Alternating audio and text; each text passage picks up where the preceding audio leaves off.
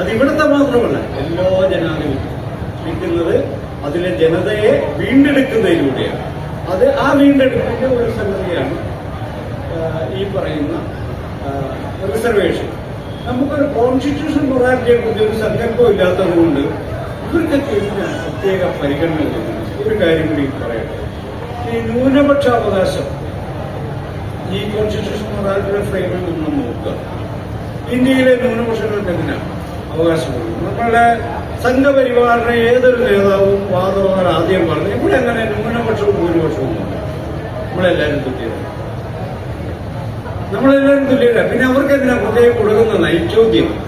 അപ്പൊ Indian constituent അസംബ്ലിയിൽ ഈ വിഷയം വന്നപ്പോൾ ഡോക്ടർ BR അംബേദ്കർ വളരെ വ്യക്തമായും പറയുന്നു, ന്യൂനപക്ഷങ്ങൾക്ക് പ്രത്യേകമായ പ്രൊട്ടക്ഷൻ കൊടുക്കുവാനും അവരുടെ സംരക്ഷണം ഉറപ്പുവരുത്തുവാനും രാഷ്ട്രത്തിന് പ്രത്യേകമായ ഉത്തരവാദിത്തമുണ്ട്. എന്തുകൊണ്ടെന്നാൽ ഭൂരിപക്ഷത്തിന്റെ കാരുണ്യത്തിൽ ജീവിക്കേണ്ടവരല്ല ആധുനിക രാഷ്ട്രത്തിനകത്ത് ന്യൂനപക്ഷങ്ങളാണ്. ഇത് മനസ്സിലാക്കാനുള്ള ബുദ്ധിക്കാണ് കോൺസ്റ്റിറ്റ്യൂഷണൽ മൊറാലിറ്റി എന്ന് നമ്മൾ പറയുന്നത്. ഇത് മനസ്സിലാക്കുക, ചിലർക്കത് പിടിക്കണം, നമ്മൾ എത്ര പറഞ്ഞാലും മനസ്സിലാവില്ല.